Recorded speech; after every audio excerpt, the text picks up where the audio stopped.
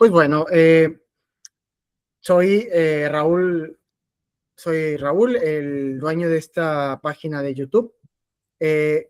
Ante la pues constante ruido que hacen los medios sobre ese tema, sobre las derechas, sobre el supuesto retorno a la derecha, pues me decidí hablarle a mi amigo Alfonso, que es un experto en el tema, y charlar un poco de esto, qué hay de realidad, qué significa este fenómeno. Presentó a mi amigo Alfonso, él es doctor en Heidelberg, y él ha vivido en carne propia, pues, este fenómeno en su cuna, que fue Alemania. Entonces, también basado en un artículo que él escribió y que también los dos hemos abordado y estudiado, ¿no? Entonces, quisiera empezar, Alfonso, si podemos charlar en la primera sección, quizás unos 10 minutos, del fundamento metafísico del político que estamos viviendo, ¿no? ¿Qué me puedes decir de esta idea metapolítica que estamos viviendo? Bueno, Raúl, muchas gracias por tu invitación. Siempre es un placer estar hablando con ustedes. Y bueno, en este caso agradezco más tu invitación porque me permites hablar de un ensayo que escribí, pues ya van a ser casi 2 años, finales de 2024, y se publicó el año pasado en este libro que se llama De boletas y sociedades, sistemas electorales comparados y sus complejidades, que Raúl les pondrá ahí en la descripción del video el vínculo al ensayo. Y es un ensayo que se llama, yo le puse como título, Eterno retorno de la ultraderecha, lenguaje político en las elecciones alemanas. En ese momento, pues iban a haber unas elecciones en Alemania, y yo escribí este texto porque en el momento en el que se iban a hacer esas elecciones, ocurrió un atentado, ¿no?, de corte islamista en la ciudad de Solingen. Y de hecho yo inicié este texto del que quiero hablar en parte, con una cita de Joseph de Maistre, de este saboyano, este teórico político, y la cita dice: los dioses son buenos y de ellos recibimos todos los bienes de los que gozamos. Les debemos alabanza y acción de gracias. Pero los dioses son justos y nosotros culpables. Hay que aplacarlos. Tenemos que expiar nuestros crímenes y para lograrlo el medio más poderoso es el sacrificio. Y me parece que de Maistre da en el clavo sobre el tema que queremos hablar hoy, Raúl, que es el orden como el fundamento de lo político. Pero el orden está ligado a la violencia, ¿no? La violencia y lo sagrado. Es una triada en la que tenemos que discutir. En consecuencia, creo que podemos empezar quizá diciendo que el fundamento o el origen del orden moderno en Alemania es la Segunda Guerra Mundial, ¿no? El caos, la violencia brutal que se vio en la Segunda Guerra Mundial. Y de esta Segunda Guerra Mundial emerge un crimen absoluto, ¿no? Si lo podemos llamar, un acontecimiento violento, que es el asesinato de las personas de religión judía, no solo religión judía, sino de otras minorías, etcétera, de opositores, incluso católicos. Pero particularmente el crimen que se conoce como el Holocausto, la Shoah, se vuelve el origen, la violencia inexplicable, y se vuelve el origen el orden posterior de post-1945, por dos razones. Primero, como ya digo, porque es un crimen absoluto, pero este crimen absoluto se compone de chivos expiatorios, ¿no? O sea, el chivo expiatorio que fueron los judíos en su momento, pero estos chivos expiatorios, una vez, digamos, sacrificados, se vuelven una suerte de personajes sagrados, ¿no? O sea, el judío y una imagen del judío, no estamos hablando de judíos concretos, sino una imagen reificada, una imagen sagrada del judío, se vuelve la salvación o el fundamento del orden post-1945, y por otro lado, por la idea de la democracia liberal como el antídoto para que vuelva a ocurrir lo que ocurrió en 1945, en 1939 1945, que es el nazismo y en consecuencia el crimen absoluto. Entonces, estas dos pilares son el fundamento del orden moderno, ¿no? Y tú me dices que yo estuve en Alemania, y en principio yo pensé este texto pues para Alemania, pero creo que con tu pregunta tienes razón. Finalmente fue una construcción mitificada que atañe a todo el mundo, ¿no? Incluido a América Latina, porque son la idea del crimen absoluto y la idea de la democracia liberal como la única salvación. No solo son fenómenos que ocurren en Alemania, sino que nos atañen a todos nosotros, ¿no? Ahora, eso por un lado. Antes de seguir, nada más quería hacer digo, vamos a estar volviendo a estos temas, pero hay una cosa que me llama particularmente la atención y que fue el motivo por que yo empecé a escribir esta reflexión. De hecho, el 25 de julio pasado, durante este famoso Día del Orgullo, del Christopher Street Day, Día del Orgullo LGBT en Berlín, hubo un atropellamiento masivo donde hubo un muerto y 16 heridos, ¿no? Y después se buscó al sospechoso de este atropellamiento, se le encontró y se le dio muerte.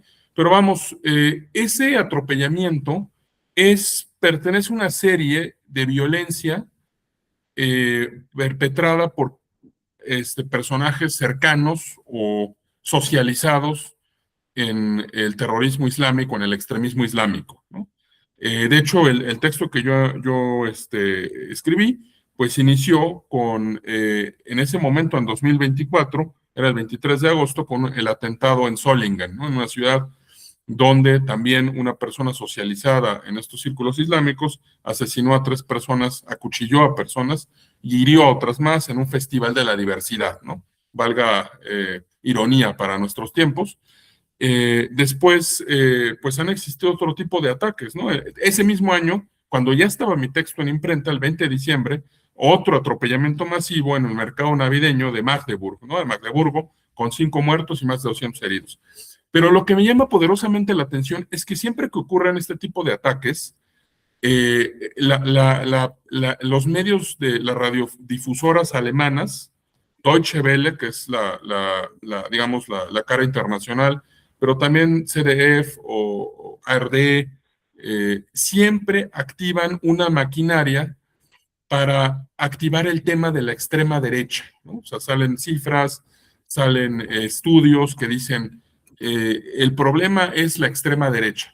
Entonces, a mí lo que me llamó mucho la atención fue justo esa contradicción, o sea, que no se hablara del problema que tiene Alemania ahorita, que es con el terrorismo islámico, que además es un problema que no solo es un tema de terrorismo, que a veces se habla del terrorismo, ¿no? Pero el terrorismo, pues es finalmente una forma de ejercer la violencia, pero el problema finalmente es, choques culturales, falta de integración, discriminación, problemas de una sociedad que parece que no puede integrar de manera programada, de manera racional, como imaginaba Habermas, una situación ideal del habla, a unas olas migratorias que han llegado ahora a este país.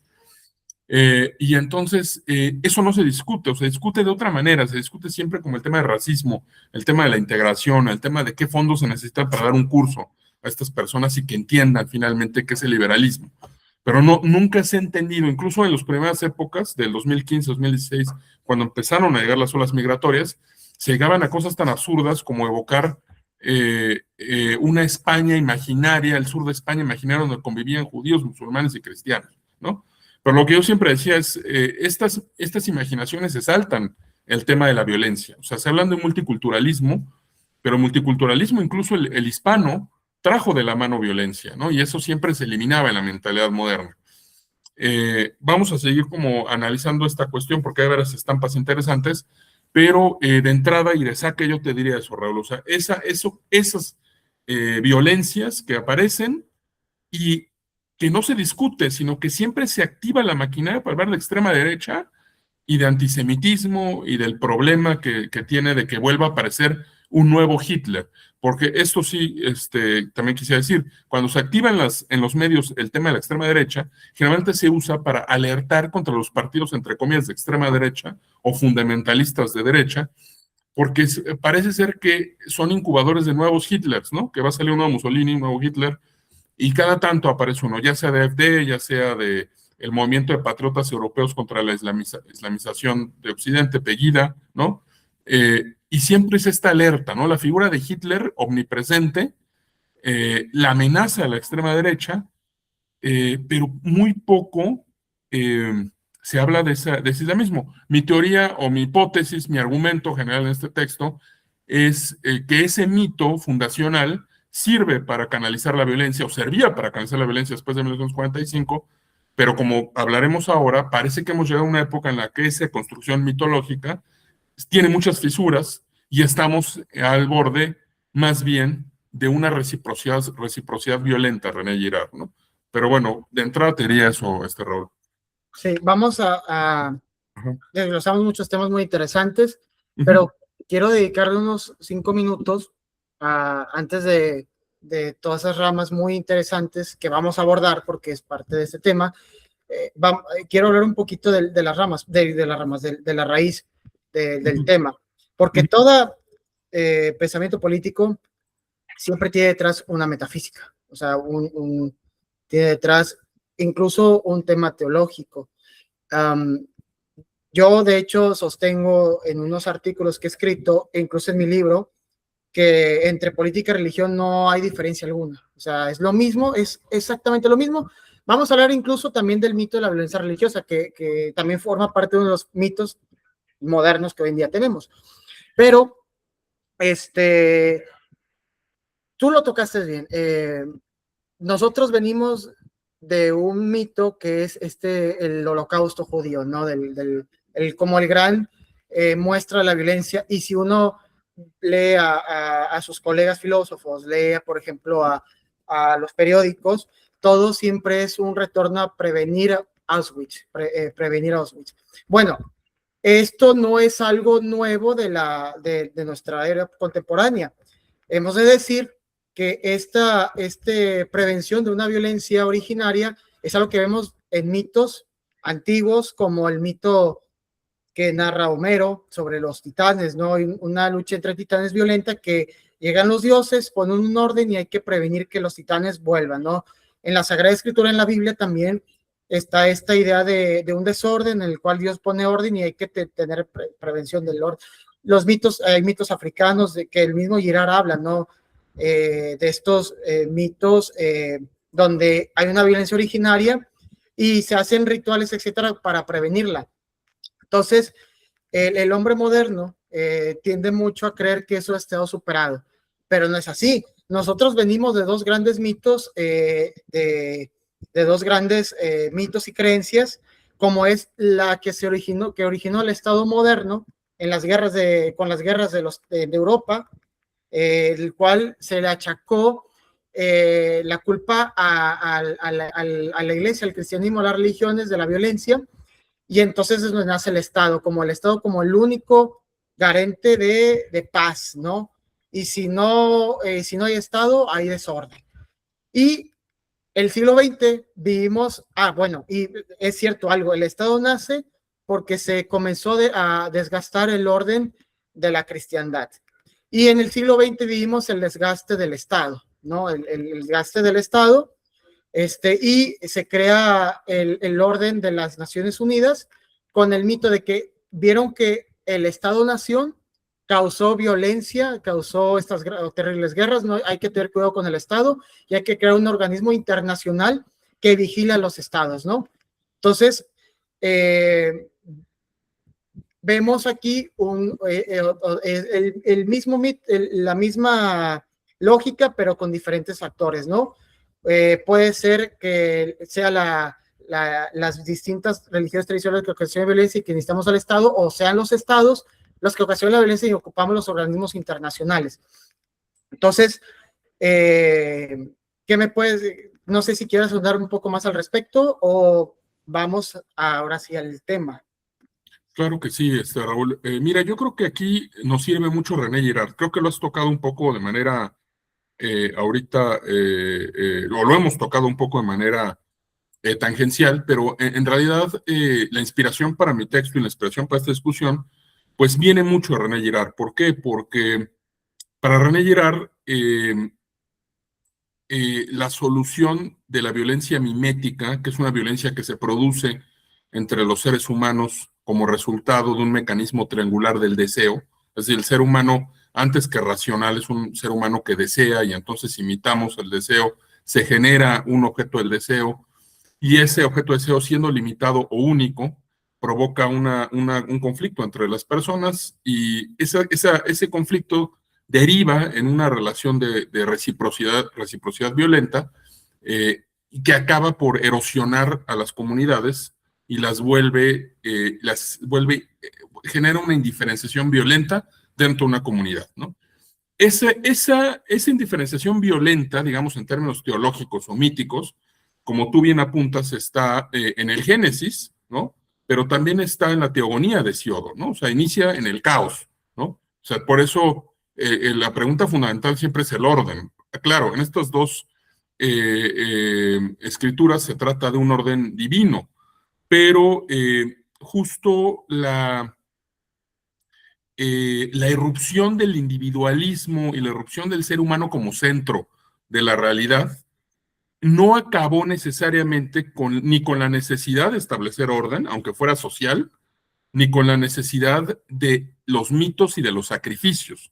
Entonces, esa indiferenciación violenta que René Girard menciona, solo se puede resolver con el chivo expiatorio, ¿no? Cuando se construyen todos los rayos de la violencia se dirigen hacia una persona, generalmente una persona que habita en los límites de la sociedad, como es el caso, por ejemplo, de Edipo, ¿no? En la tragedia de Sófocles.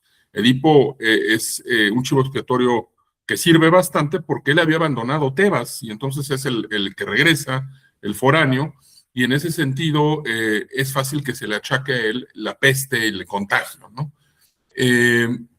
Ahora, ese chivo expiatorio, pues se sacrifica y en el momento de que se sacrifica, ocurre una alquimia de la violencia que lo torna una figura divina, ¿no? Porque en el otro episodio de Edipo en Colona, Edipo aparece como aclamado porque es el que trajo la paz. El sacrificado trajo la paz. Y ¿qué hace la sociedad cuando vuelve a tener una situación de violencia? Pues no le queda otro más que escenificar o replicar esa violencia originaria, pero dosificada. Eso es el ritual.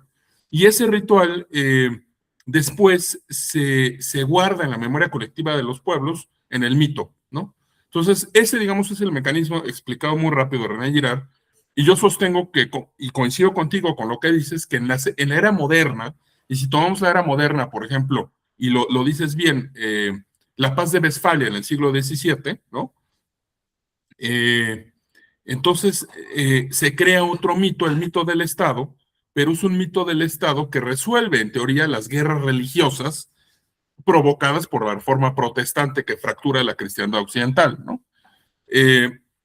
Ahora, en el siglo XX, hay una necesidad también de explicarse Auschwitz, ¿no? Que cuando decimos mito, ojo, porque luego no faltará el que diga, es que ustedes están diciendo que el holocausto es un mito. O sea, nosotros creo que hay una materia que es del historiador, ¿no? El historiador tiene que explicar qué sucedió entre 1939 y 1945, la solución final, etcétera.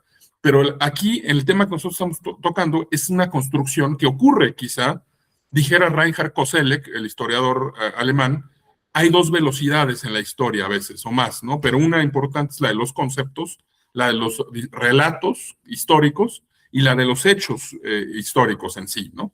Y aquí nosotros nos estamos ocupando de la construcción, de la elaboración del episodio histórico de Auschwitz como un mito fundamental para explicar todo lo que fue antes de 1945, para explicar los cadáveres, ¿no? Y el mito paralelo, que es el de la democracia. Entonces, hay una cuestión aquí que nosotros pensamos en el Génesis, en la teogonía de Hesíodo, y a veces el ser moderno mira con desprecio, ¿no? Como esa época, diciendo esa época de mitos quedó atrás, y no se dan cuenta de que el orden que disfrutaron de 1945 hasta estas últimas décadas provino también de una elaboración mítica. Ahora, es una elaboración mítica en la que ya no hay realmente una convicción de chivo expiatorio, incluso tú lo decías en uno de tus textos, pseudo religiones o pseudo mitos o mitos políticos, me gustaría darle ese acento, porque se trata quizá de réplicas o de simulacros o de intentos de imitar la figura antigua del mito, ¿no? Pero ¿qué tanto funcionan? Creo que esta materia, o qué tanto funcionaron de manera efectiva como funcionan sus mitos, está a debate porque el cristianismo desactivó para siempre el mecanismo del chivo expiatorio, porque con la inocencia de Cristo deja desactivar el chivo expiatorio, y lo que también ocurre es que la solución cristiana, que es el perdón para eliminar la cadena de violencia, dice René Girard en un texto clave, que es Clausewitz en los extremos, tampoco se adaptó de manera total, ¿no? Aún así, y esto sí lo quiero decir, cuando hablamos de mitos, cuando hablamos de sacrificios y archivos expiatorios, a lo mejor lo vemos de manera no absoluta, como en estos antiguos mitos, pero sí hay elementos que nos permiten hablar de ello. Por ejemplo, Europa contemporánea, después de 1945, es producto del perdón cristiano, ¿no? El perdón entre Francia y Alemania y las escenificaciones del general de Gaulle y Konrad Adenauer, ¿no? En esta iglesia de Reims, ¿no? O el postramiento de Varsovia de Willy Brandt, ¿no? Es una ruptura de la cadena de violencia recíproca entre Alemania y Francia. Entonces ahí tenemos el elemento. Y por supuesto la mitificación del asesinato de Auschwitz, que Auschwitz además se crea como un paradigma que se va a replicar después, ¿no? En las guerras yugoslavas, en el tema de las protestas del mayo de París del 68, hasta en México, ¿no? O sea, la violencia que tenemos, la víctima va a tener una labor digna de considerarse siempre cuando se parezca a la víctima de los campos de concentración, ¿no? Entonces, perdón que me alargué un poco, Raúl, pero era un poco decir que esta soberbia actual racionalista nos impide ver de qué manera se construyen los mitos políticos actuales. Claro, y para dar ahora sí pie al mito ahora que nos concierne, que vamos a explicar, incluso si se quiere criticar para entender por qué surgen lo que llamamos nuevas derechas, pero yo creo que incluso hay que matizar mucho eso, porque, bueno, cada movimiento es particular, ¿no? Pasa, por ejemplo, para cerrar el tema, el hombre moderno pues critica mucho a los cristianos, a los musulmanes, que citan la Sagrada Escritura, que citan el Magisterio, que citan el Corán como dogmáticos, pero actualmente hacemos lo mismo. O sea, se cita los derechos, la Declaración de Derechos Humanos como si fuera algo sagrado, como si fuera una verdad. Ahorita estaba escuchando a unos colegas en la radio y decían, no, es que la dignidad humana es algo que fuimos descubriendo y pues, cuando realmente si uno se pone muy crítico y muy racional se da cuenta que los derechos humanos nada más es una declaración donde se juntaron unos 12 tipos a declarar normas para todos, ¿verdad? Pero pues aunque lo pongan, como diría mi amigo Juan, lo pongan en tinta de oro, en un papel de oro, pues sigue siendo algo que se escribió ahí, ¿verdad? Pero que no es algo que realmente ni siquiera todos los pueblos reconocen. ¿Sí? O sea, no es tan universal como se piensa, pero el hombre occidental, que tenemos muy fuerte este mito, creemos que es algo en el cual todo el mundo acepta que es algo que si se cita, pues algo se tiene que callar, porque se da por hecho y no es así, es una declaración casi sagrada. Bueno, quisiera que reflexionemos un poco, Alfonso, de la realidad histórica y mítica de una figura que hasta si no sé si llamarlo aquí en YouTube porque pueden censurar el YouTube, pero vamos a llamarlo el artista frustrado de Alemania, ya sabemos, austriaco, ¿verdad? ¿De quién hablamos? ¿Qué hay de realidad con esa figura? O sea, es porque usualmente un historiador americano llamado Alec Reedy llamaría a nuestra época la era Hitler. Ya lo dije, pero bueno. Espero que no nos censuren, pero es una era en la cual esta figura ha creado una gran relevancia en las conciencias y él usa imágenes muy interesantes que incluso en películas infantiles lo vemos. Por ejemplo, la figura de Lord Voldemort, que cuando uno ve Harry Potter, uno dice, él es el artista austriaco del mundo mágico, porque es la figura así que muy parecido a lo que nos cuentan ese señor, ¿no? Por ejemplo, Darth Vader, ¿no? En esa película de Star Wars. Quiero hablar de ese señor porque es la figura central de nuestra, yo creo que Alex Reedy tiene razón, es la figura central de nuestra época y en el cual gira todo este mito que tenemos actual. Tú que has trabajado en la historia de Alemania con historiadores serios, ¿Qué podemos tener de esta figura? Mira, Raúl, claro, o sea, a ver, me parece bien que lo pongas así, porque la figura en sí ha sido objeto de investigaciones históricas voluminosas, impresionistas, en inglés, en alemán, en francés, en español, modernas, antiguas, enfocadas en su aspecto de la juventud, enfocadas en la influencia que tuvo la derrota de Alemania en la Primera Guerra Mundial, enfocadas en su condiciones artísticas frustradas, etcétera. Pero hay una cuestión que pasa generalmente de largo y es la figura mítica en la que se construyó, porque la Segunda Guerra Mundial nos genera imágenes, arquetipos, dirá Mircea Eliade, de la víctima absoluta, que es el judío, pero también genera el arquetipo de la maldad absoluta, que es este señor, ¿no? Entonces, de 1945 en adelante, digamos, los judíos son chivos expiatorios en su momento, cargan la culpa de la derrota de Alemania, de la leyenda de la puñalada por detrás de los militares alemanes cuando se firma el armisticio en la Primera Guerra Mundial, y después del exterminio de los judíos, emerge como una figura en una suerte de martirologio, ¿no? O sea, empieza a hacer una construcción de la víctima absoluta, pero es una víctima que además, como ocurre en los relatos tradicionales que hemos hablado, de Edipo, en las figuras que menciona René Girard, incluso René Girard, si no mal recuerdo, en el libro del chivo expiatorio, inicia hablando de los judíos como chivos expiatorios en la Edad Media. Y entonces se empieza a consolidar esta figura en términos de prohibiciones, ¿no? O sea, de negación del holocausto, en términos de monumentos, ¿no? La discusión que existe en Berlín para el monumento a los judíos asesinados, que está cerca del Reich, y eso consolida una topografía mitológica en la ciudad de Berlín, porque ese monumento se pone junto a la puerta de Brandenburgo y se pone cerca de los centros de poder de Berlín, ¿no? De la nueva República Alemana. Insisto, de ese momento en adelante, porque además el fin de la Segunda Guerra Mundial también consolida el fin del guerrero como héroe, ¿no? O sea, se consolida el culto a la víctima. A partir de ese momento va a ser muy difícil representar de manera iconográfica a un militar, ¿no? Como sucedía en el pasado.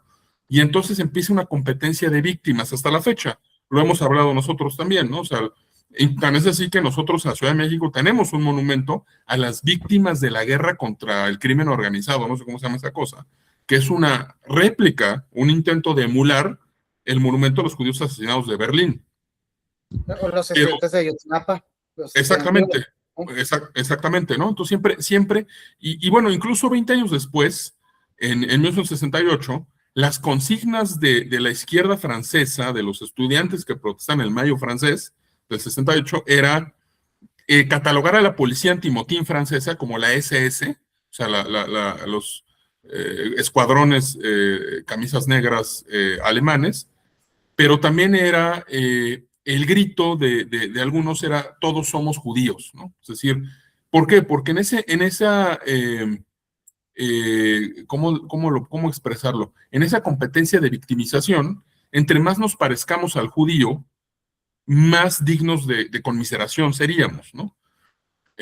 Y por otro lado está la figura de este señor que mencionas, que se vuelve el arquetipo del mal absoluto.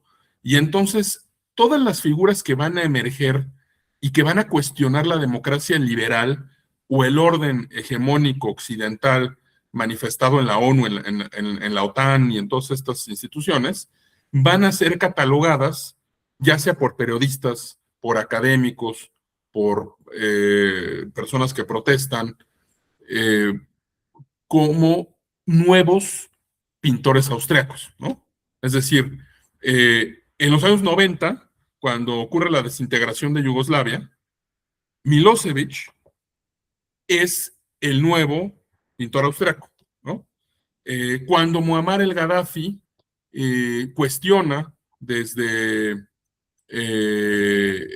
esta idea islamista, ¿no? Pero también un cuestionamiento a la modernización occidental y a la democratización del mundo, también se le cataloga como una nueva idea del mal, pero que es semejante a tal, ¿no?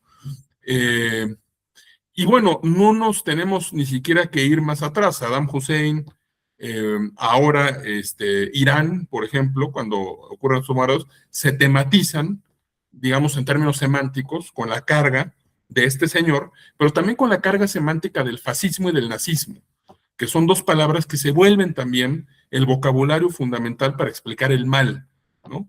Y entonces se habla, o sea, ni siquiera se entiende que el fascismo es un fenómeno histórico acotado a la Italia de los años 20 y 30 por sus cuestiones, características, etcétera. Simplemente se descontextualiza la palabra y se le adjudica una idea de maldad y a la que todo mundo sabe de pronto a quién se está uno refiriendo, ¿no? Si tú le dices a alguien que es un fascista, es un facha, de inmediato no hace falta ni siquiera explicación, porque se entiende que es una representación nueva maligna, ¿no? Entonces creo que esos dos arquetipos que emergen de la Segunda Guerra Mundial, coincido con con este texto que mencionas, se vuelven los pilares centrales del orden moderno, ¿no? Particularmente Alemania. Ahora, no quisiera dejar de mencionar el tema del ritual, porque cuando se celebra la liberación de Auschwitz, cuando se celebra el lanzamiento de las bombas en Hiroshima y Nagasaki, siempre se trae a la mente o se trae a colación la idea de acabar con el mal, de acabar con el fascismo y la idea de que la democracia liberal es lo que nos puede ayudar a que se repitan esos horrores, ¿no? Pero digamos, la cuestión histórica está totalmente olvidada, ¿no? Estamos hablando de una elaboración mitológica para ordenar el presente y darle una explicación a la violencia que vivimos, ¿no? De eso, perdón, de eso se trata, creo, un poco, ¿no? De la función del mito, porque hay que entender que el mito, o sea, del mito hay muchas discusiones y podemos hablar de muchas aproximaciones, estructuralista, lingüística, la idea de Mircea Eliade como una idea de lo absoluto. Las únicas explicaciones que a mí nunca me convencen, y creo que a ti tampoco, son las marxistas, ¿no? Porque toman el mito como una fantasmagoría, ¿no? Como una idea religiosa, opio de los pueblos, pero, digamos, si tomamos incluso la de Wittgenstein, que Wittgenstein la analiza en sus notas a la rama dorada de Fraser, Wittgenstein critica a Fraser porque dice, toma los rituales y los mitos de los antiguos como si fueran infantilizaciones, ¿no? Y no, son formas de lenguaje, pensará Wittgenstein, juegos de lenguaje, ¿no? Y en ese sentido, una función clara del mito podemos discutirla si es el acceso a lo divino, como pensar Iliade, pero lo que me parece que sí es un hecho para el que cree o no, es que son formas de apaciguar esto que Hans Blumenberg llamaba el absolutismo de la realidad, ese miedo que nos da la realidad desordenada, esa realidad que no tiene explicación. Y entonces, a partir de ese momento, esta construcción que mezcla en parte elementos verídicos con elementos fantasiosos, que a veces no se puede comprobar con los datos verídicos, tiene una utilidad también, y esa utilidad es apaciguar nuestras inseguridades metafísicas, ontológicas, pero también tiene un uso en el habla cotidiana. Y ese uso en el habla cotidiana se usa para hacer política. Es decir, cuando los partidos del establishment alemán catalogan a AfD de fascista o de extrema derecha o de nuevos, o califican a sus líderes como nuevos pintores austriacos, entonces tenemos una utilidad del mito para hacer política, ¿no? Y creo que de eso va un poco, Raúl. Perdón si mezclé muchas cosas, pero espero que vaya agarrando forma esto, ¿no? No, por supuesto. También, como lo hemos hablado, y lo hemos tocado, como esta figura de este pintor austriaco, pues no es como, digo, o sea, nadie está haciendo una defensa de ese señor, nadie lo está haciendo, pero en la realidad sabemos que la realidad no es la ficción, ¿sí? No solo porque el nazismo vamos a llamarlo así, no, no fue el que cometió solamente las barbaridades en la guerra. Incluso se podría decir que los aliados cometieron barbaridades aún peor. O sea, porque pensemos que para que Estados Unidos ganara la guerra tuvo que haber eliminado casi el 10% de la sociedad alemana, por ejemplo, ¿verdad? O no sé, creo que fue el 10%, mal no recuerdo, creo que eliminó las bombas de Hiroshima y Nagasaki, como por ejemplo no se habla que Inglaterra para prevenir tomó Oslo, por ejemplo, creo que tuvo que tomar Oslo, ¿no? Y solo se habla que Alemania tomó Polonia, pero también los soviéticos tomaron Polonia, que es el que también se suele decir, pero porque evidentemente después de la Guerra Fría, el vencedor pues no fue la Unión Soviética, fueron los Estados Unidos. Entonces, creo que has dado la clave a algo. Creo que obviamente a la sociedad le sirve estos mitos para ordenarse.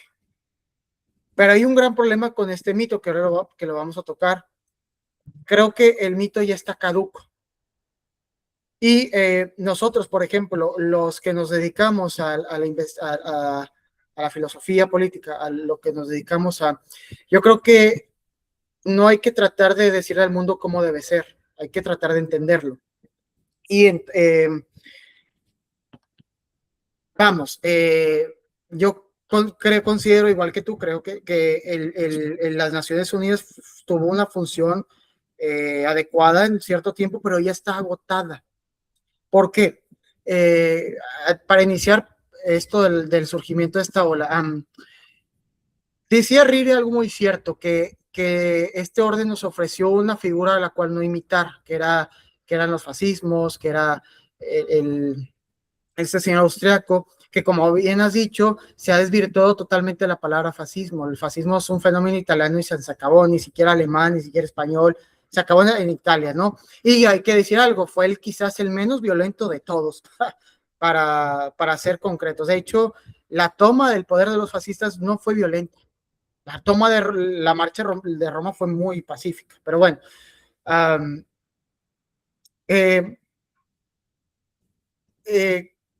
Dice Rira algo muy cierto, nos ofrece una figura a la cual no imitar, pero a diferencia de la cristiandad o de la antigüedad, que eran los héroes o Cristo a quien imitar, esta nuevo orden no ofrece algo a que imitar. Entonces, ¿qué está ocasionando? Está ocasionando sociedades desarraigadas que tienen un problema muy serio en los cuales se está ignorando y que cuando se plantea se tacha de xenófobo, de que las sociedades, sobre todo las industrializadas como Estados Unidos, como las europeas, sienten una pérdida total de carencia de identidad, ¿no? De hogar. Decía Roger Scruton que la sociedad europea tiene un serio problema él lo llamaba oikofobia, creo que él lo llama muy bien, ¿no? O sea, a lo que llamamos Occidente, que luego hay una discusión muy fuerte con los países, pero no lo voy a tocar. Lo que llaman, vamos a meter a todos en la bolsa. El Occidente, se ha comenzado a decir muchas esas teorías antirraciales, anticolonialistas, que todo se hizo mal, que todo fue violencia, que todo fue abuso. Entonces, se crea una especie de malestar entre los ciudadanos, ¿no? De los que habitan estas tierras. Entonces, Alemania, creo que Alemania es tú que lo viviste, es la cuna de todo esto. Yo quiero que reflexionemos un poco esto, ¿no? O sea, estos movimientos surgen, me parece a mí, además de que este orden está caduco, ya no responde, que se quedó, como bien ha dicho Reno, se queda una utopía en las cuales, por ejemplo, la utopía de la generación boomer, así lo llama, y creo que tiene razones de una generación, ve con terror que nadie le hace caso a la ONU, que la ONU ha dejado de ser algo interesante, importante, ¿verdad? Por ejemplo, voy a tomar justo, ¿no? El caso Bukele. El caso Bukele es de un señor que dice, ¿saben qué? Yo me voy a pasar por alto este orden internacional, yo voy a arreglar un problemón que tenemos en El Salvador con estos grupo de pandilleros. Restableció un orden donde la gente, pues, ¿sabes qué? Me gustó lo que hizo ese señor, a pesar de lo que digan el orden internacional, ¿verdad? Y ves que los intelectuales critican esta figura porque no le violenta los derechos humanos, pero tú vas con las personas de El Salvador y dices, sabes que a mí no me importa eso, yo estoy a gusto, ¿no? Entonces, ahí, ¿qué es lo que ocasiona? Yo creo que más que un problema auténtico de dignación por las víctimas de tales regímenes, hay en el fondo entre los intelectuales, entre los políticos socialdemócratas, el que su cosmovisión se está haciendo pedazos. No sé tú qué piensas. Pues son muchos temas muy interesantes que tocas, Raúl. ¿Por dónde empezar? A ver, retomo un poco este hilo temático de la violencia en la Segunda Guerra Mundial. Claro, no estamos ahorita discutiendo como historiadores lo que fue Stalingrado, Kursk, la batalla de Berlín, pero sí podemos adelantar algo, ¿no? Y es que justo me parece que la Segunda Guerra Mundial cae muy bien en esta categoría de René Girard de la indiferenciación violenta, porque se vuelve en efecto un tema de reciprocidad violenta, donde ya hay una indiferenciación, es decir, el partisano soviético que muere en las calles de Berlín en la lucha casa por casa, ya no tiene una diferencia cualitativa clara con el alemán que está defendiendo, ¿no? O sea, ese lugar, porque al final, como proyectos totalitarios que fueron, pues hay una necesidad de violencia que los vuelve iguales para llevar a cabo sus proyectos, ¿no? De políticos, ideológicos. Pero lo que sí creo porque hablabas de Alemania, y creo que Alemania, cuando culmina la guerra, claro, nadie habla de Hiroshima y Nagasaki, incluso el juez Pal, y lo hemos dicho, toca ese tema, Rabindranath Pal, en los juicios del Lejano Oriente, porque dice, bueno, si vamos a juzgar a los japoneses, pues vamos a juzgar también el lanzamiento de las bombas atómicas y todo el bombardeo de Tokio que ocurrió antes, ¿no? La destrucción de Tokio. Y si vamos a juzgar a Japón, hay que entender que Japón se militarizó y adoptó esta inercia colonialista imperialista, en parte imitando a Occidente. ¿Y quién obligó a Japón a abrirse a Occidente? Pues el mismo Estados Unidos, ¿no? Comodoro Perry. Pero vamos, este final de la guerra sí que consolida a Alemania como los autores del crimen absoluto, ¿no? O sea, ya hemos hablado de los judíos, ya hemos hablado de este pintor austriaco como arquetipos, pero o sea, el gobierno alemán se adjudica una labor incluso misionera, ¿no? De, como nosotros somos los autores del crimen absoluto, tenemos el poder de pontificar y decirle a los demás países qué es antisemitismo, qué es judeofobia y qué es lo que no se debe hacer, porque nosotros tenemos esa potestad, ¿no? De ser los autores del crimen absoluto. Eso me parece que es fundamental, porque además, pasando un poco al segundo aspecto que quería retomar de tu intervención, que es la cuestión de la caducidad del mito, ¿no? A mí me tocó vivir en una Alemania, cuando estuve estudiando, donde justo me pareció que estos soportes míticos del orden estaban haciendo agua por todos lados, estaban quebrándose. Y en parte eso tuvo que ver, sí, porque además en este conglomerado de ideas que estoy mencionando, no olvidemos también el optimismo del fines de los años 90 que coincide con la integración, la unificación alemana, coincide temporalmente con las ideas del fin de la historia, ¿no? La democracia democracia liberal y el capitalismo que derrotan al sistema soviético, y entonces se acaba ese enemigo, ¿no? Soviético, hasta que surge más adelante, no, creo que nuestra generación sí ya fue la de los atentados a las Torres Gemelas, y surge esta nueva idea de un nuevo enemigo, ¿no? Radical, un nuevo enemigo metafísico, que es el islamismo, el terrorismo islámico, ¿no? Que un poco pavimentado el camino con Huntington y su libro El choque de civilizaciones, Pero vamos, esta Alemania unificada coincide con el fin de la historia. Entonces Alemania reúne esas dos características. Son los autores del crimen absoluto, pero además defienden un sistema que es el fin de la historia, que es la democracia liberal, ¿no? Y cuando yo llego a Alemania en 2012, esas dos cuestiones empiezan a erosionarse de manera acelerada por muchas razones, pero una fundamental es el surgimiento de alternativas partidistas, ¿no? Porque si analizamos los gobiernos de Merkel, podemos ver incluso una suerte de difuminación de fronteras ideológicas entre la socialdemocracia y la democracia cristiana, porque se pensaba que se había llegado a un acuerdo fundamental de la sociedad, ¿no? Pero de pronto el rescate a Grecia, porque no olvidemos eso, o sea, el partido AfD, Alternativa para Alemania, es un partido que en sus orígenes es un malestar contra las políticas económicas y financieras de la Unión Europea. No es un tema de minorías. Pero después, en 2016, perdón, ibas a decir algo, Raúl. Sí, como el Brexit, ¿no? Exactamente, sí. Sí, son temas de incluso de individuos que están molestos con la intromisión de una superestructura burocrática en sus vidas cotidianas, ¿no?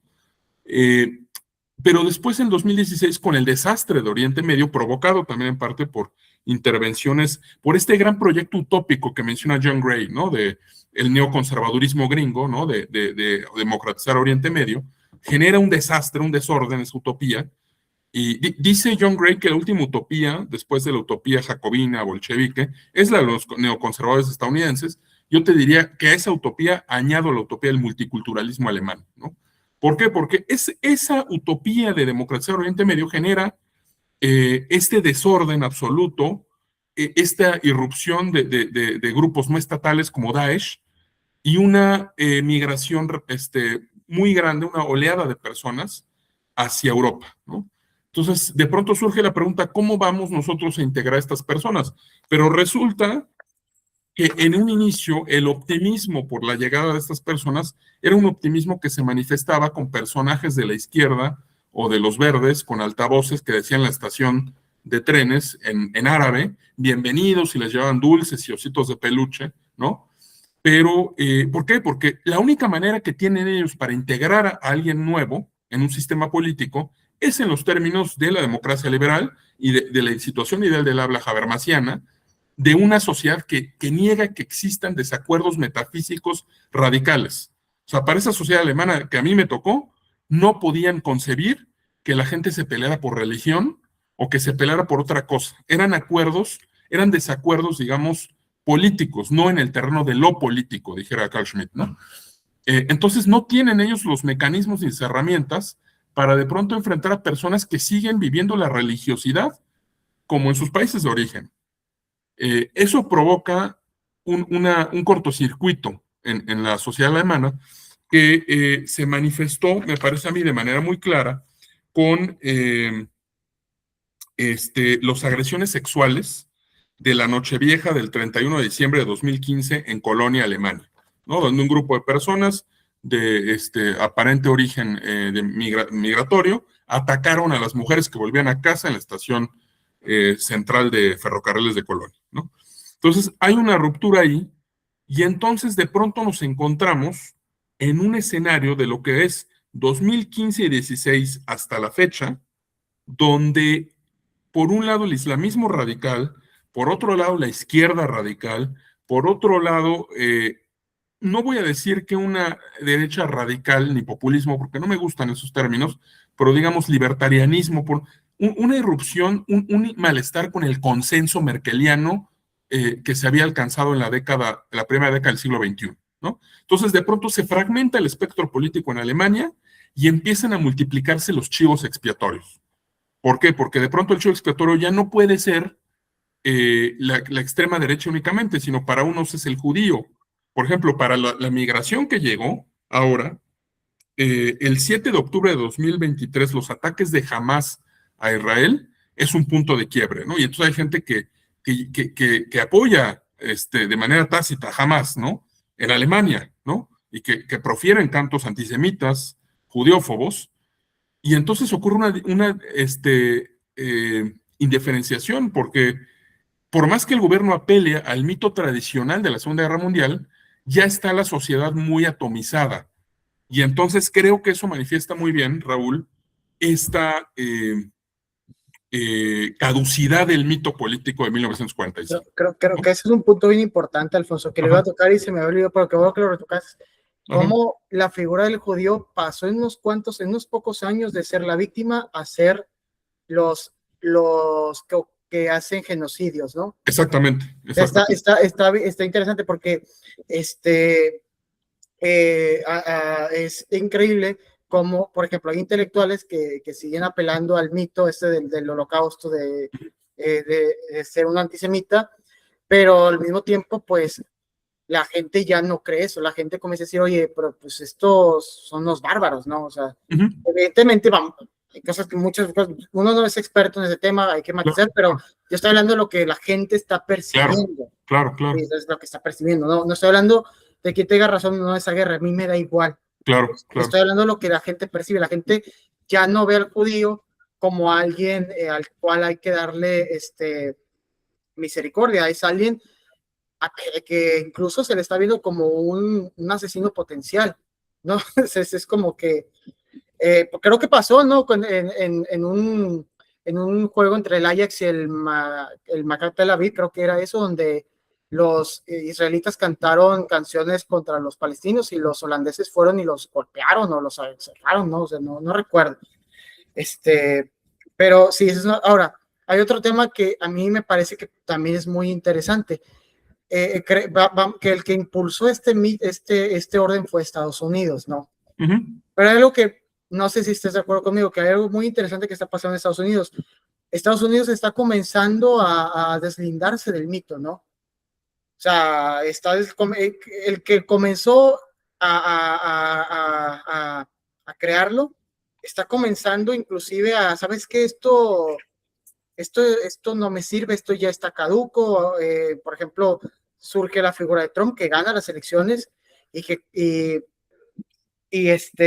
obviamente para los intelectuales es una especie de que la barbarie en Estados Unidos regresó, que se hace mucho, ¿no? El fin de la democracia. Y primero es un desconcierto, perdón que te interrumpa, pero es un desconcierto, o sea, esto no puede ocurrir, ¿no? Exactamente, es un desconcierto, o sea, ¿por qué ocurre, no? Incluso Renault saca un discurso muy interesante de Biden donde le llama a los que votan por Trump como personas que van a votar por Hitler, como potenciales apoderadores de Hitler. Entonces, es como otra vez están usando este mito, pero creo que Trump inclusive cuando dice, sí, yo soy un fascista, yo soy un dictador, o sea, esos discursos que usa Trump, que muchos escandalizan, ahí detrás hay algo muy interesante. ¿Sabes qué? Eso son tonterías, o sea, usa esas palabras del fascismo, las usa como para desmitificarlo, ¿no? Exacto.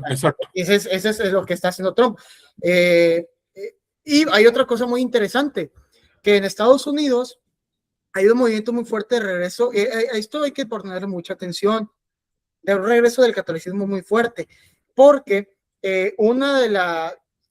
quiero tocar ese tema porque la iglesia es un factor aunque está cada vez parece que tiene menos relevancia, no es así, o sea, la iglesia de Roma ha tenido muchos problemas con los católicos en Estados Unidos. Y una de las recordemos los pontificados de Francisco, una de las iglesias que más atacó pues fue la iglesia en Estados Unidos. Y es que en Estados Unidos hay un retorno muy fuerte de la iglesia católica, de una conversión en masa al catolicismo, pero viene acompañado del apoyo al movimiento de MAGA, ¿no? De Make America Great Again. Y también de una especie de retorno a las liturgias de antes de las reformas del Concilio Vaticano II. Entonces surge esta nueva encíclica que es Magnífica Humanidad, que acaba de salir, que muchos dicen que el tema central es de la inteligencia artificial y sí, no es así. Si uno bien lee la encíclica, uno va a darse cuenta que la encíclica es una especie de advertencia de estos movimientos que postulan, digámoslo así, un retorno a prácticas, y lo dice la encíclica. Fíjense lo que dice la encíclica, que no la tengo, pero la tengo de memoria, no la tengo en la mano, pero la tengo muy en la memoria. Estas prácticas ya habían sido hechas en el pasado y si se vuelven a cometer vamos a regresar a los mismos errores. ¿A qué se refiere? Pues al mito de Auschwitz, ¿no? Y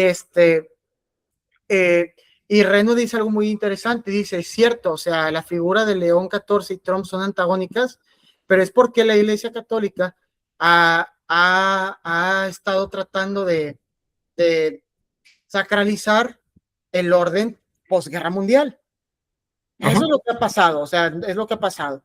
Y evidentemente va a chocar porque Trump y todo lo que está pasando en Estados Unidos está dándole una patada muy fuerte a ese orden.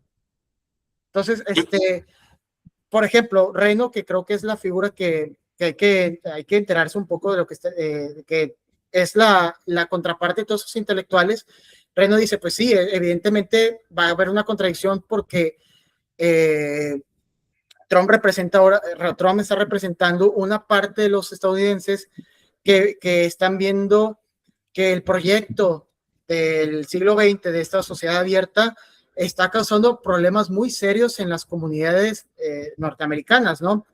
Entonces, ese es un tema que hay que seguir muy de alto, que también creo que la iglesia, digo, esa es mi perspectiva, ¿no? Yo no puedo corregir al Papa, es un error, pero creo que la iglesia no está sabiendo medir eh, eh, los signos de los tiempos, porque la verdad creo que la iglesia se estancó en esta visión boomer del derecho humanista, en las cuales ya los jóvenes ya no están aceptando. Las nuevas generaciones están aceptando más una visión incluso de la liturgia anterior al Vaticano II, ¿verdad? Entonces, entonces también en Europa surge la figura de Semur. En Hispanoamérica, evidentemente, no es así. Creo que Hispanoamérica tiene otros fenómenos, pero creo que tú y yo estamos lejos de decir que se están acabando las democracias. No, sencillamente estamos viendo una metamorfosis, algo nuevo. Punto, Sí, se acabó. No, sí, sí, y justo porque tú y yo, Raúl, pues somos filósofos políticos que coincidimos, creo, que nos alejamos un poco de la forma de pensar de nuestros contemporáneos, de algunos de nuestros contemporáneos, que suelen enfocarse mucho en las instituciones. Y creo que las instituciones, digamos, más cercanas a las personas, y creo que para medir el signo de los tiempos hay que irse a las manifestaciones del mito, porque el mito es el que ordena la realidad, o sea, es decir, la ONU, la OTAN, todos estos conglomerados institucionales se alimentan de un sustrato metafísico, ¿no? De un sustrato mítico. Y creo que esa erosión, esa caducidad del sustrato mítico, se manifiesta en el lenguaje, ¿no? Un poco, me gustó lo que decías de que la iglesia no está sabiendo leer el zeitgeist, ¿no? De alguna manera. Y eso es interesante porque, volviendo un poco a Koselleck, hay muchas velocidades en la semántica de los conceptos y en la velocidad de los acontecimientos, ¿no? Yo me puse para este ensayo, por ejemplo, a analizar las estadísticas gubernamentales de Alemania, ¿no? De la policía, de la Oficina de Protección a la Constitución, y de pronto es muy difícil sacar en limpio algo de eso por varias razones, por la terminología, por ejemplo. ¿Cómo le llamas un delito cometido por un solicitante de asilo, por un extranjero o por una persona a la que ya le garantizaron el asilo, ¿no? Entonces, esa terminología la puede uno, la categoría con la que mides la estadística y el crimen, la puedes tú manipular. No voy a decir que necesariamente con una intención de manipular, sencillamente con una incapacidad técnica, una confianza ciega en la neutralidad, en aquello que decía Guénon, el reino de la cantidad, y el concepto te afecta la medida cuantitativa, ¿no? Entonces, pues algunas estadísticas o informes arrojan un aumento en las agresiones de extrema derecha, ¿no? Que puede ser una persona que quema un lugar de asilo para las personas, puede ser una persona que pinta una esvástica en una pared, ¿no? Pero hay una diferencia cualitativa entre pintar una esvástica en la pared y agredir a pedradas a una persona de otra, de otro color de piel, ¿no? Y entonces a veces esos matices se van perdiendo y se usan, creo, también en esta utilidad del mito para construir una imagen de que el problema fundamental de Alemania es la extrema derecha. El tema es que yo analizando estas estadísticas, pues, y analizando fenómenos como la irrupción de AfD, como incluso temas, por ejemplo, como los conflictos de la población turca en Alemania, ¿no? Que algunos son de origen kurdo, ¿no? Y otros son turcos, o sea, se genera violencia entre ellos. Entonces, es muy difícil, pero toda esa complejidad de la violencia se queda sepultada en el mito de extrema derecha, ¿no? Y digamos, ese mito, como dices tú, cada vez siento yo, y me gusta también lo que dices de cómo, creo que el mejor ejemplo es esta columna que se dio de este personaje, Ezra Shabot en Nexos, que es un texto, pues, malo, ¿no? Pero la recepción me parece interesante porque ya te marca un cambio en el zeitgeist. Es decir, ya la gente, si tú lees los comentarios, el 80% era incluso lo pedían que prohibieran la columna, ¿no? Porque los judíos eran autores de un genocidio. Sí, y mira, esos mismos que criticaron esa columna, que la criticado que no falta, son los mismos que van y leen la jornada y leen cualquier estupidez y le dicen, no, gran comentario, gran artículo. O sea, es que a lo que voy es que evidentemente no lo hice, evidentemente el artículo es espantoso. Y el autor de Nexos, digo, el que maneja el coordinador de Nexos le contestó de una forma muy rigurosa, es excelente. Pero a lo que voy es que evidentemente las críticas no es porque lo hizo con rigurosidad, porque precisamente nadie es tan riguroso, la mayoría no son tan rigurosos como el coordinador de esa revista, sencillamente porque es, como bien mencionas, es lo que está diciendo los signos de los tiempos, el zeitgeist, el judío es algo malo, o sea, algo ruin, algo que está causando sufrimiento y muerte, ¿no? Claro. No, ¿cómo vas a decir que son inocentes? Ajá. Pero entonces ahí, Raúl, o sea, volviendo al tema, por ejemplo, te digo, entonces tenemos este escenario de violencia de muchos lados, digamos, de malestar con el consenso, y la solución de Alemania en los últimos años y hasta hoy, porque justo después del ataque del 25 de julio, me siguen llegando una catarata de reportajes, de intervenciones, de que el problema de Alemania es la extrema derecha y el regreso de AfD, que AfD tiene una intención de voto de cerca del 40% en las próximas elecciones de Sajonia-Anhalt, ¿no? Entonces, pero bueno, esa receta, volviendo a René Girard, acuérdate que René Girard dice, el rito y el mito es actualizar la violencia fundadora que nos dio estabilidad la primera vez que apareció la violencia, ¿no? Entonces, el desfase entre los gobernantes que siguen recurriendo a ese ritual y a ese mito que les ayudó a evitar la violencia radical, y la población, bueno, una parte de la población que no está en esos puestos burocráticos, que ya habla otro lenguaje.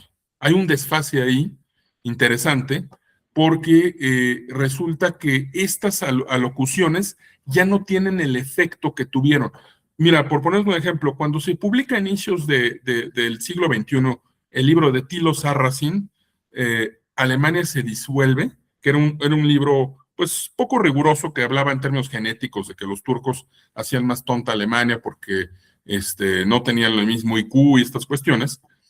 El consenso de la población era de rechazo ante eso, o sea, se vio muy claro, sufrió ostracismo este personaje, claro, vivió de sus ventas porque fue un superventas ese libro, pero el cambio de ánimo sí se nota cuando hoy el establishment habla y habla de AfD y de la extrema derecha, y aún así la tendencia a votación sigue aumentando para ese partido, ¿no?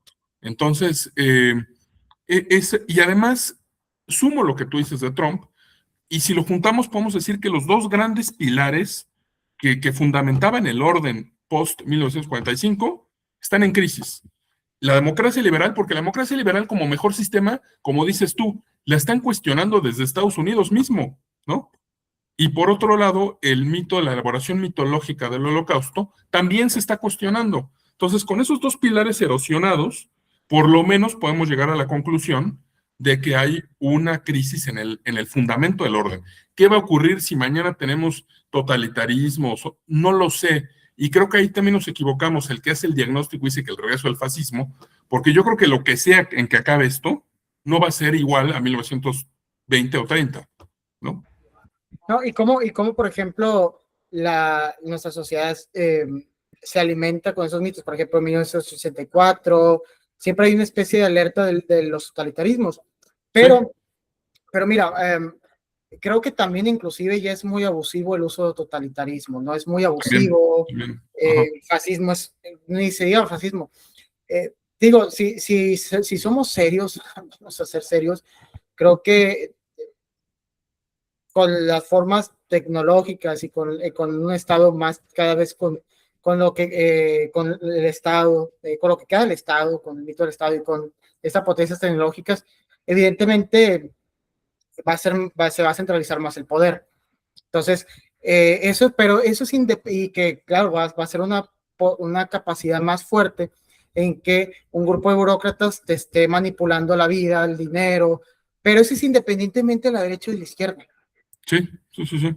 Son totalmente independientes, o sea, de lo que llamamos estas dos vertientes, ¿verdad? Que eso es otro fenómeno, sí, ¿verdad?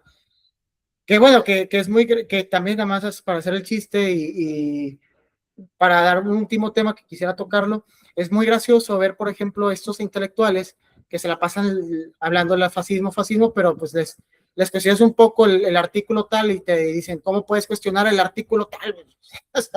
¿Cómo? Ajá, ajá.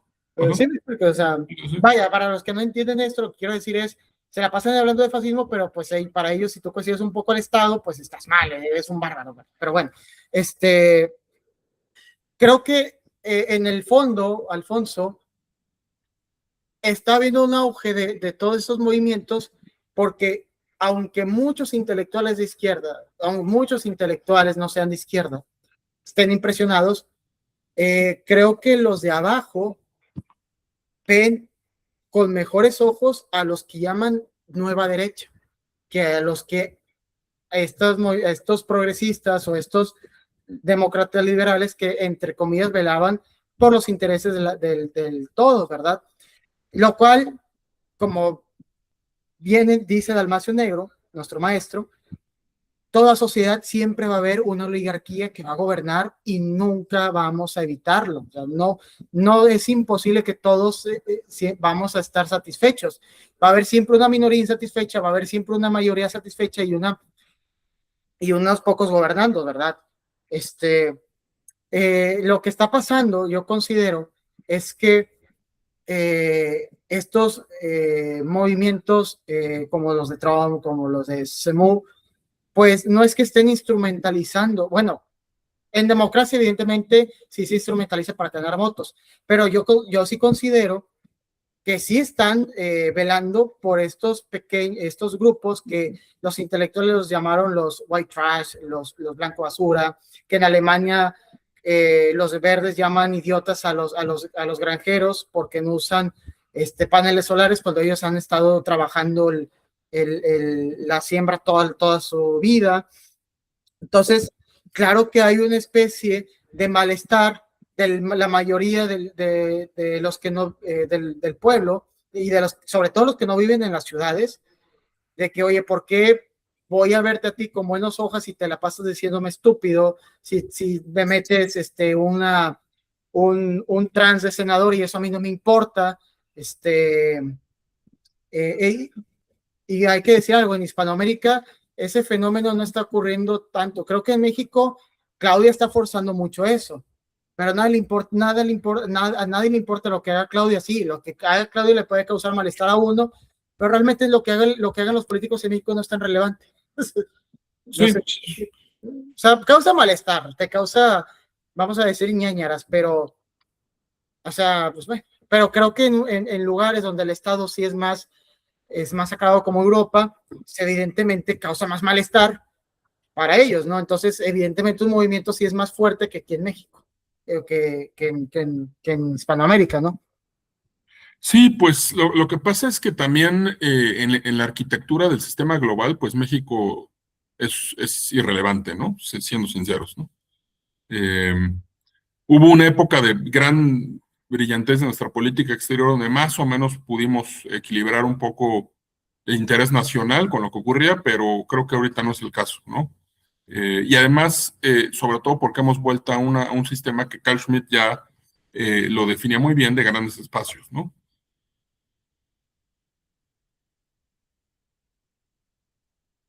De acuerdo, Alfonso. Entonces, Ajá. para cerrar y en modo de chiste, pero Sí. yo creo que vamos a entonces, Trump, Seymour no van a ocasionar Auschwitz, ¿verdad? No. Pues, lo que pasa es que, sí, justo, o sea, creo que es interesante eso, o sea, entender que estas categorías de Auschwitz del pintor austríaco, además son categorías por un lado históricas y en ese sentido irrepetibles, o sea, únicas que ocurrieron en un escenario histórico determinado, pero tienen una deriva mitológica, ¿no? Y esa deriva mitológica fue útil durante buena parte del siglo XX y que también hoy en día siento que ya está siendo bastante erosionada y está dejando de tener utilidad incluso en ese sentido. Entonces, yo creo que lo que va a ocurrir es que vamos a volver, esas palabras, esos conceptos van a volver a su papel historiográfico, se van a sentar ahí en ese, y va a ser motivo de discusiones, pero van a ir perdiendo su brillo mitológico, ¿no? Y su utilidad del mito. Y entonces creo que estamos viendo el nacimiento de nuevos mitos, como de los nuevos genocidas que ahora van a ser Israel y los judíos, o Netanyahu, ¿no? O sea, Netanyahu como la nueva figura del mal, ¿no? Y eso va a tener, ¿y qué va a pasar con la democracia liberal? ¿No? ¿Y qué va a pasar con otras formas, ¿no? De gobierno? Que hay otro fenómeno, nada más para ir cerrando, bien interesante, Sí. ¿no? Que las democracias actuales, las democracias liberales actuales, como presentan estas crisis, achacan, por ejemplo, que todo es culpa de las fake news, por ejemplo, o de que los rusos manipulan las elecciones, pero no es así. O sea, si uno entiende bien el fenómeno, por ejemplo, lo que llaman fake news, noticias falsas, quien entienda bien eso, entiende que realmente una noticia falsa no desvirtúa la democracia. A ver, voy a explicarme en qué sentido. No es que la gente vote a Trump o vote a Seymour porque los malinformaron, al contrario, no es así. Las fake news sencillamente, lo que llaman fake news o noticias, todos pensamos en base de una fuente, todos tenemos una fuente, todos vamos a un medio, a un medio, ¿verdad? Pero realmente lo que hacen estos medios es reafirmar ciertos prejuicios de cierta población, y es prejuicio no en un sentido negativo, sino en un sentido explicativo, ¿verdad? Y entonces, no es que las fake news engañen a la gente, no, o sea, realmente lo que ocasiona es que las fake news se toman en serio quien las quiera creer. ¿Me explico? Entonces, hay que también cuestionar ese discurso que es donde supuestamente gana Trump, ganan estos porque se malinforma a las personas. No es así. Eso es irrelevante. En el fondo hay toda esta caída de esta mitología de este orden y que siendo ya sin poderme neutral, a mí me da gusto que caiga. Creo que ha ocasionado un desarraigo, creo que ha erosionado muchas comunidades y creo que es un bien que se piense en cuestiones concretas, en la tierra concreta, no en utopías universalistas, ¿verdad? Que no dejan nada bueno. Pues yo para terminar, Raúl, lo que diría es el gran peligro que tenemos, o sea, creo que gran parte de la omnipresencia o la cuasi omnipresencia de estos mitos tenía que ver con el poder estadounidense, ¿no? Y creo que este siglo, el siglo americano, como le llaman algunos historiadores, pero siento yo que justo en esta época han aparecido tanto estos grandes espacios, ¿no? Con China, con Rusia, con la Unión Europea. Bueno, la Unión Europea hasta ahora ha demostrado ser más un brazo estadounidense que otra cosa, pero puede ser, digamos, dejo el espacio abierto a que en un futuro quizás se vayan separando Estados Unidos.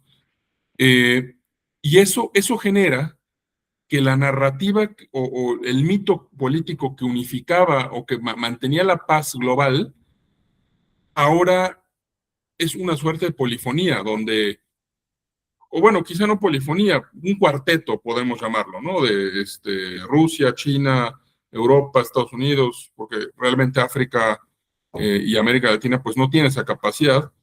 Y entonces se genera una multiplicidad de enemigos absolutos, una multiplicidad de chivos expiatorios, y lo que sí veo con mucha consternación y preocupación es que se caiga en una indiferenciación violenta con armas nucleares en la que sí se nos lleve a un escenario catastrófico. Porque como ya no está en Estados Unidos como el gran imperio global universalista, ahora tendremos estos distintos escenarios de países armados que generan imágenes de enemigos demonizados, Exactamente. y eso creo que es el más riesgo. O sea, Mira, ujú. yo no lo vería en un nuevo Auschwitz, en un nuevo pintor austriaco. Eso me parece que hay que dejarlo como quedó, y fue un mito que funcionó, pero ahora el peligro real es ese, ¿no? Esta multiplicidad de violencias y de chivos expiatorios, ¿no? Creo que has dicho algo muy interesante porque porque muchos creen que la crisis del liberalismo conlleva necesariamente al fin de Estados Unidos como un imperio. No, Estados Unidos yo creo que va a seguir siendo una potencia, Claro. va por un buen rato. No, yo creo que nosotros no lo vamos a ver caer, porque seamos sinceros, o sea, Estados Unidos está acaparando se me fue el nombre, perdón, eventos muy importantes como el Mundial, como las Olimpiadas, que no solo son un significado deportivo, son un significado de unidad, ¿no? Incluso creo que Infantino llegó a decir, ustedes con esto unieron el mundo, y eso son discursos interesantes, que no hay que perder de vista. Pero mencionas algo muy interesante que creo que es de tomar en cuenta, porque es cierto, parece que el mundo ante esta ya crisis de la globalización, que al mismo tiempo el mundo está más unido, pero al mismo tiempo hay una desconexión jurídica, porque nosotros ya no nos ponemos de acuerdo qué es lo justo, y a eso va a ocasionar un gran problema. Muchos colegas ven como algo muy bueno, eso ya lo podemos discutir, que haya China, que esté China como potencia y luego que esté Rusia, pero a ver, aquí hay un problema, y tú lo has dicho bien, aquí hay un problemón enorme. Si hay muchos, si va a haber muchas, si va a haber muchos potencias, va a ser que donde cada cual tenga un concepto distinto de lo que es justo y de lo que es orden, ¿cómo va a ser posible un derecho internacional en el cual todos puedan armonizar? Porque eso lo dice muy bien Reno, algo muy interesante, cuando criticaba el discurso de León XIV sobre la guerra, donde León XIV, y a mí me duele mucho en el corazón porque pues, yo soy católico, ¿verdad? Yo veo que la iglesia está sin rumbo, porque el problema de la iglesia actual es que no tiene un espacio concreto. Sus discursos son discursos muy etéreos, de que no haya guerra, que la guerra es mala. Ok, sí, eso está bien, y todos queremos que nuestra jerarquía hable a favor de que no se pierdan vidas, pero una paz.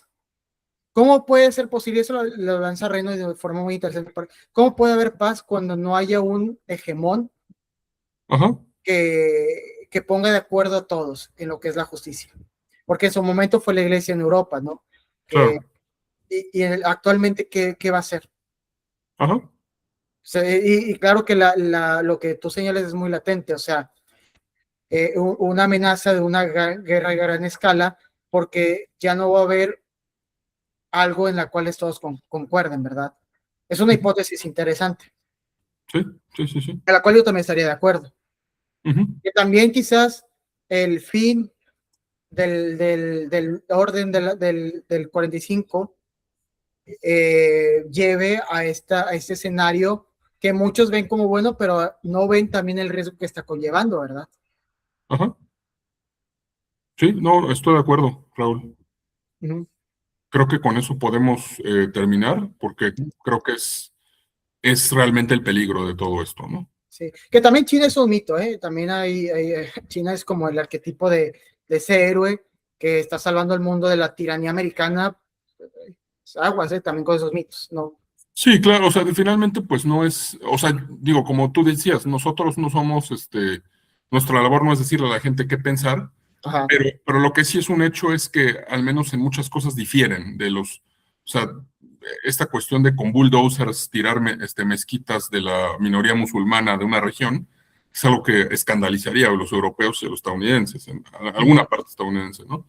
Y entonces ahí sí ya hay una idea distinta de lo que es, porque finalmente el mundo de 1945 en adelante se unificó en torno al mito del holocausto, el mito del crimen absoluto y el mito de la democracia liberal.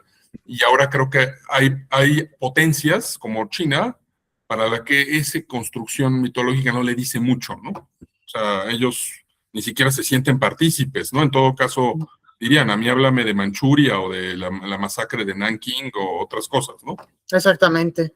¿No? Entonces, sí, por eso para China es muy fácil hablar en contra de Israel, ¿no? Incluso Corea del Claro, Norte, ¿no? O sea, sí. claro. Pero, ajá. Entonces, sí hay que, tomando eso en cuenta, los riesgos también de potencias nucleares, que no tengan una concordia es algo que sí hay que tomar en cuenta, ¿verdad? Sí, sí. También, para apuntar otra cosa, también Smith señalaba algo muy interesante. Él decía que los estudios de colonialistas contra Europa los financiaba Estados Unidos para tomar el lugar de Europa como centro del mundo. Sí.